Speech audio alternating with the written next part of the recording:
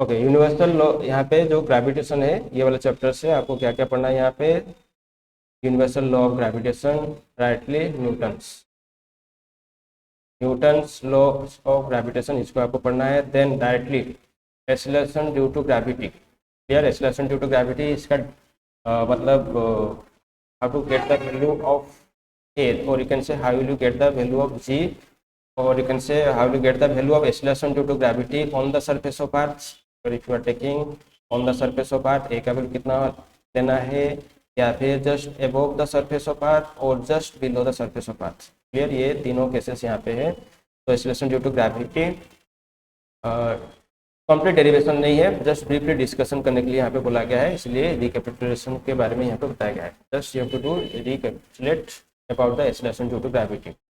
And the third important part here, it is the variation of acceleration due to gravity, variation of A with altitude and depth। ये दोनों के format में, अगर if you go just above the surface of earth, altitude wise अगर ऊपर की तरफ आप जाओगे तो acceleration due to gravity वैसा फिक्स कोई 9.8 मीटर पर सेकेंड स्क्वायर उतना ही रहेगा या फिर कम होगा। तो वो फॉर्मूला वाइज आपको वहाँ पे डेरिवेशन यहाँ पे करना है। Clear?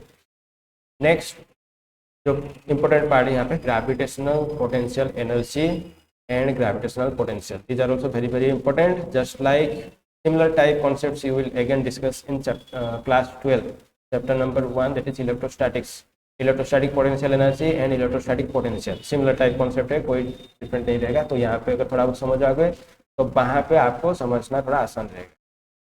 Next important part is your escape velocity, orbital velocity of A satellite and Jio stationery satellite. Clear? इतना ही आपका सिलेबस यहाँ पे चैप्टर नंबर 8 जो ग्रेविटेशन है यहाँ पे रहेगा। क्लियर? तो starting from the first part, that is universal law of gravitation. Clear?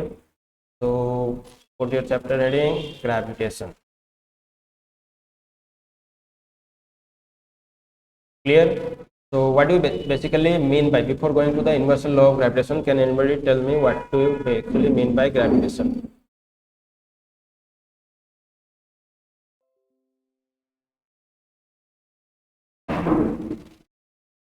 What do you actually mean by gravitation? Gravitation का एक्चुअल मतलब क्या है? हम कुछ कभी कभार इसको ग्रेविटेशन बोल देते हैं, कभी कभार इसको हम ग्रेविटी बोलते हैं। ग्रेविटी का मूवी भी आप शायद देखे होंगे, जो लोग नहीं देखे हैं तो उसको आप एक बार थोड़ा देख लो। So gravitation chapter, what is basically mean by gravitation? So it is the force of attraction। ये क्या है? It is the force of attraction between any two objects in the universe। Universe में अगर कोई भी दो ऑब्जेक्ट ले रहे हो, उन दोनों के बीच में जो फोर्स ऑफ अट्रैक्शन रहेगा उसको हम जनरली क्या बोलते हैं? Gravitation. It simply indicates about the force. Clear? ये बस एक फोर्स है जिसको हम ग्रेविटेशन के नाम से यहाँ पे इंडिकेट करें। क्लियर? तो ये अगर ग्रेविटेशन हुआ तो फाइनली ग्रेविटी क्या होगा? ग्रेविटी जो वर्ड है इसको हम कहाँ पे यूज करते हैं? इसको भी वही फोर्स ही बोलते हैं। It is also type of force, but it is applicable where? In earth, on earth. Clear? It is, हाँ, अर्थ सरफेस में हम जनरली अर्थ सरफेस से अगर थोड़ा बहुत एक्चुअली ग्रेविटेशनल जो फोर्स है इसको हम अर्थ के अगर अर्थ को अगर कंसिडर करके इसको अगर हम बताएंगे तो उसको हम जनरली क्या बोलते हैं? ग्रेविटी। क्लियर? तो इसको हम क्या बोल कैसे डिफाइन करेंगे? It is the force you can say that is exerted by earth on any object which is present near it. Clear? Force can say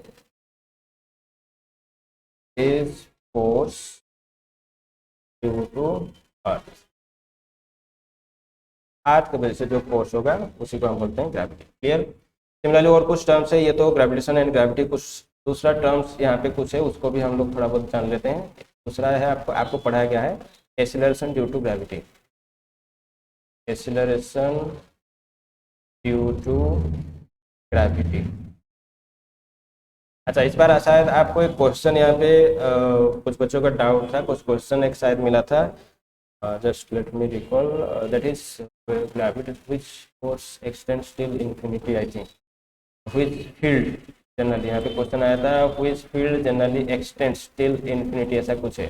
तो वहाँ पे कुछ आपको ऑप्शंस मिला था, इलेक्ट्रिक फील्ड और दूसरा आपका gravitational field. Clear, gravitational field भी उसको भी शायद बताया गया था, और एक तो नॉन ऑफ दिस था और दूसरा बोथ। क्लियर, तो इस केसेस में कौन सा फील्ड यहाँ पे इन्फिनिटी तक एक्सटेंड करता है general, can you tell me? Electric field, gravitational field और इलेक्ट्रिक फील्ड। इलेक्ट्रिक फील्ड क्या इनफाइनाइट डिस्टेंस तक एक्सटेंड कर सकता है? Electric field comes under electromagnetic force field. Electric field हो या फिर मैग्नेटिक फील्ड हो, इसका ये शॉर्ट रेंज है या फिर ये भी कुछ लार्ज रेंज तक है। न्यूक्लियर फोर्स तो ये तो शॉर्ट रेंज है, definitely it exist inside the nucleus.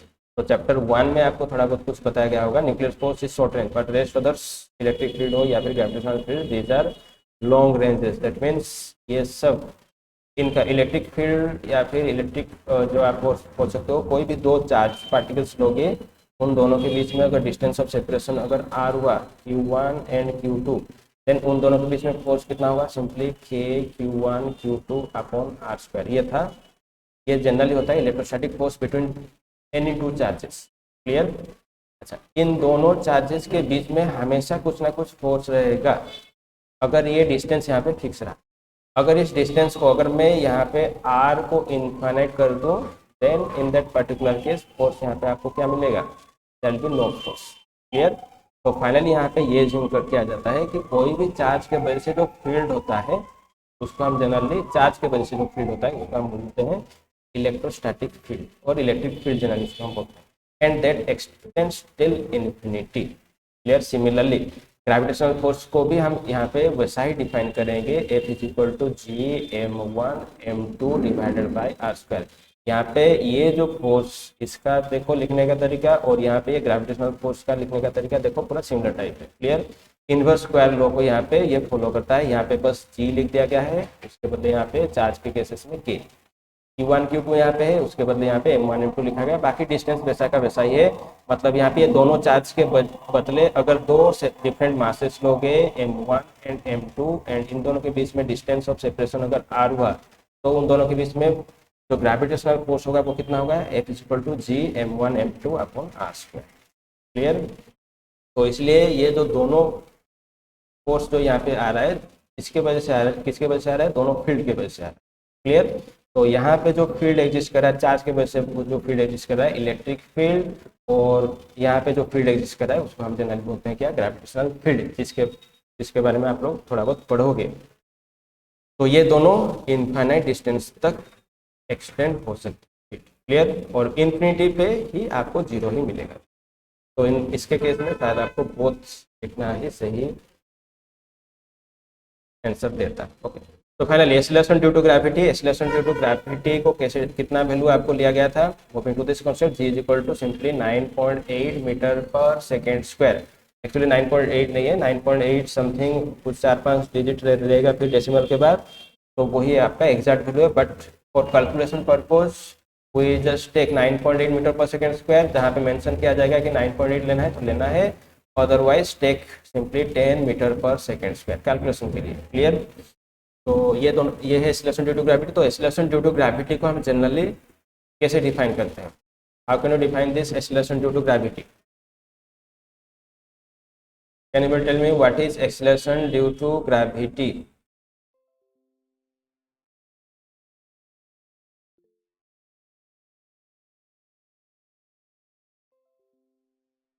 What do actually mean by acceleration due to gravity? कोई same concept, free fall motion. Free fall motion का केस अगर देखोगे, free fall motion, suppose this is earth surface, if you make an object free fall motion, that means initial velocity 0, then इस वाले particular case में a का value हम कितना लेते हैं? Simply -g। Clear, that means here -g is taken because its direction is taken downward. Clear, so if an object is made free fall motion, then the acceleration which is possessed by the object or acceleration which is obtained by the object due to the force of gravity that is known as acceleration due to gravity. Clear? तो मतलब क्या, free fall motion के case में कोई भी object अगर कुछ acceleration से नीचे की तरफ आ रहा है तो उसी को हम जनरली क्या बोलते हैं, acceleration due to gravity. Clear? ऐसा शॉर्ट क्वेश्चंस आपको 2 मार्क का क्वेश्चंस डिफरेंस भी कुछ पूछ सकता है यहाँ पे इस वाले पर्टिकुलर केस में, या फिर इसके रिलेटेड कुछ कैलकुलेशन भी आपको दे सकता है. ये हो गया एक्सेलरेशन ड्यू टू ग्रेविटी. तो सिमिलरली नेक्स्ट जो कॉन्सेप्ट है यहाँ पे हम उसको डिफाइन करेंगे, वेट. क्लियर? तो मास को डिफाइन, मास एंड वेट के बीच में जो डिफरेंस है ये तो आपको ऑलरेडी बताया गया था क्लास में. तो वेट को हम जनरली कैसे डिफाइन करते हैं, it is nothing but it is a type of force. ये एक टाइप का फोर्स है. क्लियर? और इस फोर्स को हम जनरली कैसे डिफाइन करते थे, फॉर एग्जाम्पल कोई भी ब्लॉक अगर है उसका मास अगर कुछ आपको दे दिया गया है, then what will be the weight, that means what will be the gravitational force acting upon this block. That force is nothing but m into g. Clear? So that is n as m. Clear? So weight is nothing but it is a type of gravitational force which is acting upon some mass or some massive object which is present near the surface of earth. अर्थ के surface के ऊपर या फिर उसके पास में अगर present है तो उसके ऊपर जो फोर्स लगता है उसको हम जनरली यहाँ पे क्या बोलते हैं, वेट. ये जो वेट का टर्म हम यहाँ पे यूज कर रहे हैं उसके बदले हम ग्रेविटी भी यूज कर सकते हैं. What is the gravity acting upon this object, that will be nothing but mg. Clear? लेकिन कैलकुलेशन या फिर न्यूमेरिकल सॉल्व करने के लिए या फिर क्वेश्चन में जनरली आपको ग्रेविटी तो बार बार नहीं लिखेगा, तो इसलिए यहाँ पे वही यूनिवर्सल टर्म वेट को ही लिखा जाता है. क्लियर? लेकिन इस वेट को जनरल केसेस में आपके केमिस्ट्री में जनरली मास ही मतलब कुछ केसेस में लिया जाता है. Weight is considered weight of oxygen और weight of something chlorine is taken as something at this much gram. तो ये सब दोनों, ये फिजिक्स एंड केमिस्ट्री को आप एक ही साथ मत लेना. It is little bit different while using the terms. ये जो फिजिकल क्वांटिटीज है, वेट हो या फिर फोर्स, इसको डिफरेंट टर्म्स डिफरेंट तरीके से यहाँ पे लिया जाता है. Clear? Next topic is about universal law. Universal law of gravitation. तो ये universal gravitation is nothing but, gravitation को कैसे डिफाइन किया गया, it is the force of attraction between any 2 objects in the universe. तो ये जो यूनिवर्सल लॉ एक्चुअली क्या है, तो यूनिवर्सल लॉ न्यूटन ने किए थे, वही इंपॉर्टेंट है और उसी को ही हम पढ़ेंगे, न्यूटन्स लॉ. तो न्यूटन क्या बताए थे यहाँ पे, universal law. Can anybody tell me what is the universal law of gravitation according to Newton?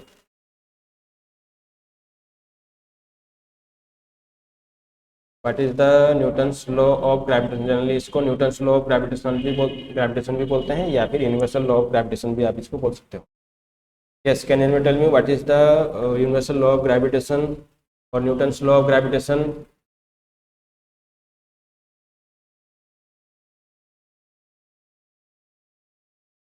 Yes,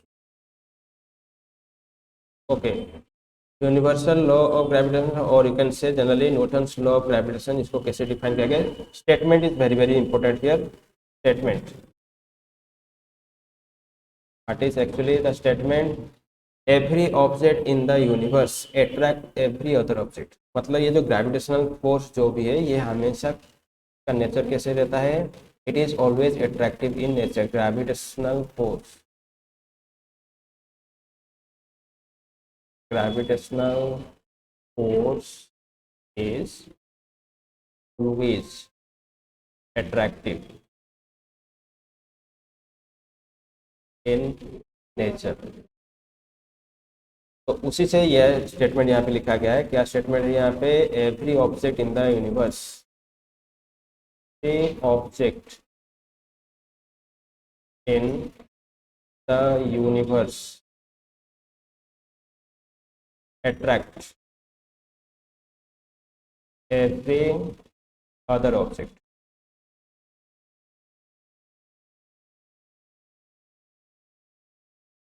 So every object in the universe attract every other object with force.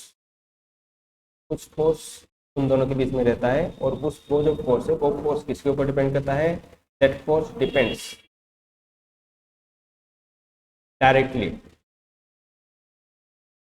किसके ऊपर directly depend करेगा? Simply product of the masses. तो उसका मतलब मैं directly यहाँ पे लिख रहा हूँ, जो फोर्स रहेगा that force depends upon directly the product of the masses.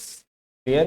तो every object in the universe attract every other object. तो पहले ही केस में यहाँ पे ग्रेविटेशन जो डिफाइन किया गया था, force of attraction between any two object, कोई भी दो ऑब्जेक्ट के बीच में जो फोर्स ऑफ अट्रैक्शन रहेगा। क्लियर। ये जो फोर्स को हम डिफाइन करते हैं किसी भी दो ऑब्जेक्ट के बीच में। क्लियर। तो यहाँ पे तो ये दोनों ऑब्जेक्ट, मान लो कि there are two objects, let it be m1 and m2, and these two objects are separated by some distance r. Clear. So the force between these two objects will directly depend upon the product of the given masses, and also it depends upon inversely the square of the distance between the two given objects. Clear. तो इस वाले particular case में इसको अगर आप combine करोगे, combinedly it will be written, so the force in both the cases will depend upon m1 m2 upon r. Clear. And finally, if you remove this proportionality symbol here, so F will be equal to simply G m1 m2 upon r square. Clear. यहाँ पे इस वाले particular case में what is Newton's or you can say what is universal law of gravitation that is given by Newton. Write the statement and derive that one. तो ये आपका 2 mark या फिर 3 मार्क का क्वेश्चन एक बन सकता है, और अगर 3 मार्क का हुआ तो definitely they will give U A numerical here. Clear. So finally here, what does this G stands here? G stands for universal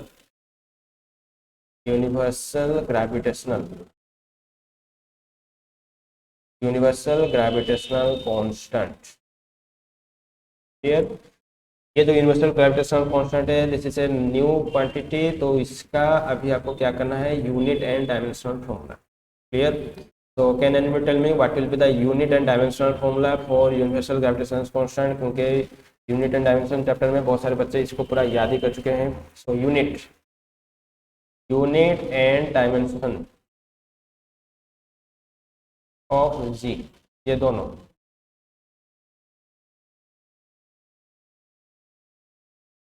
Yes, unit and dimension of G. Who can tell unit of G? Unit is Newton meter square per kg square. Newton meter square upon kg square. Okay. And dimensional formula? M to the power -1 L cube T minus T to the minus 2. Okay, we will take that one. So unit, how to find out the unit process? आपको यहाँ पे ऐसा नहीं कि पूरा का पूरा इसको याद ही रखना है. तो simply from this formula unit हम कैसे निकाल लेंगे? फ्रॉम दिस फॉर्मूला हमें फिर से लिखना है F is equal to G m1 m2 divided by r square. तो यहाँ से g का वैल्यू लिख लेना है. g का वैल्यू कितना होगा? Simply f into r square divided by m1 m. तो फोर्स का यूनिट आपको यहाँ पे लिखना है कितना? न्यूटन. और यहाँ पे ये डिस्टेंस ऑफ सेपरेशन, तो उसका स्क्वायर है, तो newton metre square upon kg और केजी इंटू केजी. तो it will be newton metre square upon kg square. Clear. इसको आप फंडामेंटल फिजिकल क्वांटिटीज के टर्म में भी यहाँ पे लिख सकते हो. तो न्यूटन को हम कैसे लिखेंगे? Kg metre per second square. इसको हम कैसे लिखेंगे? Kg metre per second square into metre square divided by kg square. तो फाइनली इसको अगर फंडामेंटल यूनिट के फॉर्मेट में हम लिखेंगे, फंडामेंटल यूनिट के टर्म में, तो फाइनली कितना आ रहा है? तो 1 केजी यहाँ पे कट गया, तो फाइनली मीटर क्यूब और you can say kg inverse metre cube upon second. Clear. तो finally you will be getting m power -1 L to T power -2. Okay, just check it whether you are getting the correct one or not. तो finally unit आपको अगर इस वाले term में भी आपको कभी कभार पूछ सकता है what will be the unit for universal gravitational constant in terms of fundamental units, तो शायद ये होगा, और डायमेंशनल फॉर्मूला शायद आपको ये मिलेगा. Clear. Just check the unit whether the unit and dimensional formula are correct or not. Clear. Okay, so ये हो गया आपका Newton's laws of gravitation. So laws of gravitation यहाँ पे इंपॉर्टेंट क्या है? The force of attraction. शायद इसी को ही, ये जो यूनिवर्सल लॉ ऑफ ग्रेविटेशन है, इसको हमें यहाँ हम अगर थोड़ा बहुत मॉडिफाई कर देंगे तो then it will becomes the law of electrostatics, clear, Coulomb's जिसको हम बोलते हैं क्या, Coulomb's law. The force of attraction और रिपल्सन वहाँ पे रहेगा, यहाँ पे सिंपली अट्रैक्शन पार्ट यहाँ पे बताया गया है, वहाँ पे क्या हो जाएगा कूलम्ब्स लॉ में, द फोर्स ऑफ अट्रैक्शन और repulsion between any two charges, यहाँ पे एनी टू मासेस है, वहाँ पे एनी टू चार्ज हो जाएगा। तो वहाँ पे डायरेक्टली आपको क्या बताता है कि जैसे आप लोग ग्रेविटेशन में न्यूटन्स लॉ को डिफाइन किया गया है, वैसे ही कूलम्ब्स लॉ को यहाँ पे डिफाइन किया जा रहा है, लेकिन बच्चों को वहाँ पे थोड़ा बहुत समझने में डिफिकल्टी होता है क्योंकि 11 स्टैंडर्ड को they take it light. Okay, ये हो गया universal law of gravitation. Then what will be the value of G, और how can you define the value of G here, clear. तो जी का वैल्यू यहाँ पे कितना जनरली जाता है 6.67 इंटू 10⁻11। तो यूनिट क्या होगा, वही newton metre square upon kg square, clear. तो उसी यूनिट को हमें डायरेक्टली यहाँ पे लिखना है, newton metre square upon kg square. तो डायरेक्टली kg इनवर्स स्क्वायर भी लिखोगे तो तो जी का वैल्यू आपको यहाँ पे मिल गया, यूनिवर्सल ग्रेविटेशनल कांस्टेंट का वैल्यू। तो आपको ये जो यूनिट मिला ये एसआई यूनिट में मिला, clear. Similarly the task for you is to find out the CGS unit of g, CGS unit g का कितना होगा, क्लियर। सिंपली पावर में ही थोड़ा बहुत चेंजेस आएगा। Can you tell me what will be the CGS unit for universal gravitational constant? 6.67 into 10 to the power minus 8 times centimeter square per gram. हाँ, पर ग्राम square, very good. तो उसमें ही आपको थोड़ा बहुत लिख लेना है। सो 6.67 इंटू 10⁻8 और time centimetre square upon gram square यहाँ पे लिख सकते हैं, क्लियर।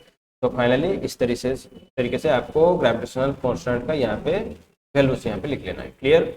नेक्स्ट जो टॉपिक है, next topic is about you can से okay relation. Universal law of gravitation हो गया, ये तो हो गया, जी का केस हो गया, रिलेशन बिटवीन, ये भी इंपॉर्टेंट है, रिलेशनशिप बिटवीन जी एंड, ये जी के बीच में हमें यहाँ पे रिलेशनशिप यहाँ पे निकालना है, क्लियर। तो रिलेशनशिप हम कैसे निकाल सकते हैं, suppose this is the surface of earth, clear, और ये अर्थ का सेंटर यहाँ पे है, the entire mass of the earth is concentrated at its centre, clear. तो उसका अर्थ का मास यहाँ पे m, यहाँ पे क्या है, this is taken as the mass of earth, clear. और ये इसका सरफेस है, this is the surface of earth and we are present over here. मान लो कि ये है जगन्नाथ, क्लियर, जगन्नाथ यहाँ पे अर्थ के सरफेस के ऊपर प्रेजेंट है। So he is present at a distance of r, radius r यहाँ पे लिया गया है, सेंटर से सरफेस का डिस्टेंस जो होगा वो कितना होगा, आपका रेडियस ही होगा, क्लियर। तो ये जो ऑब्जेक्ट यहाँ पे जो मान लो कि कोई भी इंसान अगर है, इसका हम मास यहाँ पे ले लेते हैं m, let the small m be the mass of any object, कोई भी ऑब्जेक्ट का मास यहाँ पे, clear, which is present on the surface of earth. Then what will be the force between these two objects? इन दोनों object के बीच में force क्या होगा, ग्रेविटेशनल फोर्स, क्लियर। तो force between, here you can define force between earth and the object. तो इन दोनों के बीच में फोर्स कितना होगा उसको हम सिंपली डिफाइन कर सकते हैं according to universal law of gravitation, that is G m divided by distance of separation between the two objects, that is nothing but r square, clear. But ये जो ऑब्जेक्ट, इसको अगर हम थोड़ा बहुत जूम करके देखेंगे, इसको हम थोड़ा बहुत क्या करेंगे, जूम कर लेंगे, क्लियर। तो जूम करेंगे तो हम इसको ऑलरेडी पढ़ चुके हैं ऐसे, ये ऑब्जेक्ट अभी अर्थ के सरफेस के ऊपर प्रेजेंट है और इसका मास है m, क्लियर। तो इसके ऊपर कितना फोर्स लगता है, क्लियर, और वो भी ग्रेविटी के वजह से, that force is nothing but F is equal to m into G, if G is the acceleration due to gravity present over here, clear. तो कंबाइनली ये देखा गया है कि ये दोनों फोर्सेस वही सेम ही है, ये फर्स्ट है और ये, इसको अगर हम इक्वेशन नंबर 2 ले लेंगे तो फाइनली कंबाइनली इसको अगर हम लिखेंगे तो finally m into g will be equal to g capital M divided by r square. तो फाइनली m गॉट कैंसिल, तो g का वैल्यू आपको कितना मिलेगा, simply g capital M upon r. तो this is the standard relationship between small g and capital G. तो acceleration due to gravity जो small g आपका है उसका वैल्यू यहीं से ही निकाला गया है. यहाँ पे g क्या है, g का वैल्यू आपको लिख लेना है 6.67 × 10⁻11 into m is taken as the mass of earth and r is taken as the radius of earth. और ये सब value, radius of earth generally आपका 6400 किलोमीटर, तो उसको मीटर में कन्वर्ट कर लेना है. और अर्थ का मास कितना होगा उसको आप थोड़ा बहुत देख लो. तो इन सभी का वैल्यू अगर आप पुट करोगे तो you will get the value of g from there. Clear. तो ये है आपका standard relationship between small g and capital G. ये भी आपको क्वेश्चन शायद मिल सकता है, ये भी एक क्वेश्चन, इंपॉर्टेंट क्वेश्चन है. हालांकि जब MCQ होता है तो ये सब डेरिवेशन हमें करना नहीं पड़ता. क्लियर. लेकिन अभी आपको ये सब डेरिवेशन भी करना पड़ेगा क्योंकि आप तो कॉपी भी चेक करना है. तो ये हो गया relationship between this two quantities. Next very very important, vector form. Newton's law, universal law of gravitation, Newton's law in, और you can say Newton's law ही लिख देंगे तो प्रॉब्लम हो जाएगा. Newton's law of gravitation. और इसको हम कैसे लिखेंगे, वेक्टर फॉर्म में. ये अभी आ गया वेक्टर. तो Newton's law of gravitation in vector form, ये टाइम लगेगा, नहीं हो जाएगा. तो Newton's law of gravitation, okay, इस वाले पर्टिकुलर केस में कुछ बच्चे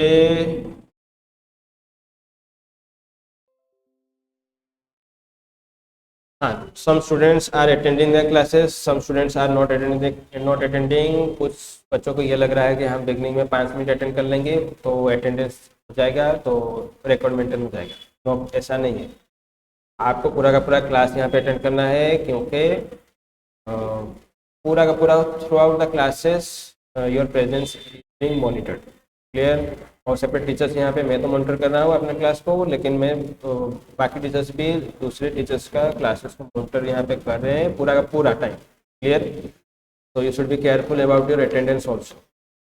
तो पूरा का पूरा क्लास यहाँ पे अटेंड करना है, ऐसा नहीं समझना है कि बस पहला 15 मिनट अटेंड कर लेना है तो अटेंडेंस हो जाएगा तो फिर निकल लो यहाँ से. क्लियर.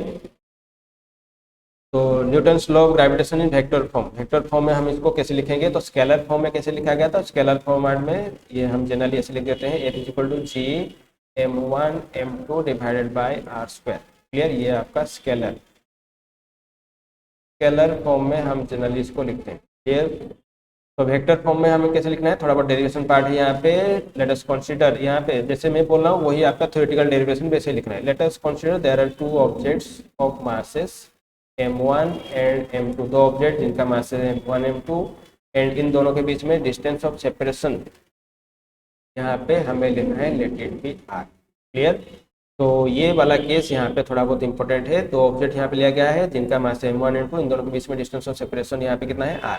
तो what will be the Newton's law of gravitation in vector form, F will be equal to simply G m1 m2 divided by r square and r cube, or that can be written as G m1 m2 divided by r cube into r vector. Clear. ये दोनों cases है जिसको हम लिखते हैं vector format, मतलब ये general case है. जनरल केस है वेक्टर फॉर्मेट में न्यूटन्स लॉ हम इसको ऐसे लिखते हैं. But again question arises, how can you right the Newton's law in terms of position vector, क्योंकि ये r भी यहाँ पे पोजिशन वेक्टर के फॉर्मेट में हो सकता है. जैसे कि पोजिशन वेक्टर के फॉर्मेट में हम इसको कैसे लिखेंगे, सपोज इन 2D सिस्टम ये ओरिजिन है, ये coordinate x and y. Suppose there are two masses m1 and another mass m2. ये भी एक क्वेश्चन बन सकता है. मास m1 का पोजीशन, m1 जो मास है इसका पोजीशन यहाँ पे हम लोग डिफाइन कर लेंगे late it B r1, and m2 जो मास है इसका पोजीशन हम यहाँ पे डिफाइन कर देते हैं let it B R1 vector and R2 vector, these are represents the position vector of the given masses. Then what will be the force between the two masses? Clear? तो उस वाले पे इसको फिर वेक्टर फॉर्मेट में आपको लिखना है। तो इसको आप वेक्टर फॉर्मेट में लिख सकते हो। क्या हम इसको वेक्टर फॉर्मेट में लिख सकते हैं?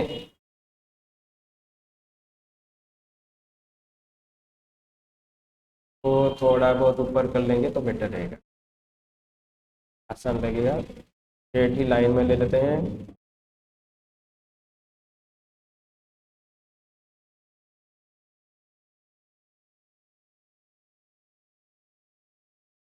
तो ये दोनों मैसेज M1 एंड M2, तो R1 M1 का पोजीशन यहाँ पे R1 से इंडिकेट किया गया है और M2 का पोजीशन यहाँ पे R2 से इंडिकेट किया गया है। Then what will be the distance between M1 and M2? कोई बोल सकता है यहाँ पे इन दोनों के बीच में डिस्टेंस कितना होगा? और 1-2 मिनट बाकी है, इसको हम कल ही डिराइव करेंगे, नेक्स्ट क्लास में डिराइव करेंगे। तो जस्ट कॉन्सेप्ट वाइज कैसे करना है, कॉन्सेप्ट यहाँ पे कैसे क्या होता है। तो दोनों का पोजीशन यहाँ पे दे दिया गया है, तो उन दोनों के बीच में डिस्टेंस कितना होगा? Yes, can any tell me? Vector तो आप लोग पढ़े हो, देखते हैं इन दोनों के बीच में पोजीशन डिस्टेंस कितना होगा। Triangle law of vector addition, उसको भी आप अप्लाई कर सकते हो।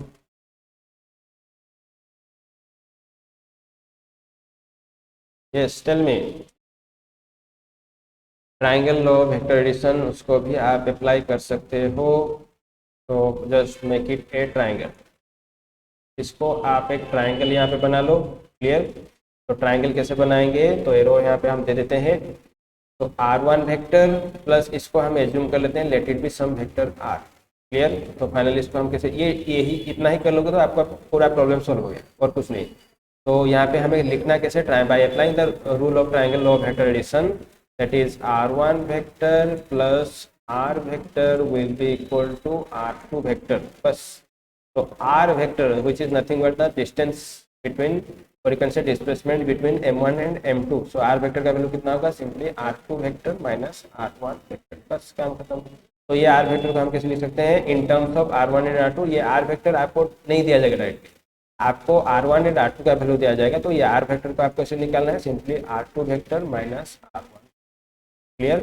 तो आप डायरेक्टली यहाँ से इसको डायरेक्टली आप यहाँ पे कर सकते हो। तो यहाँ पे डायरेक्टली कैसे करोगे?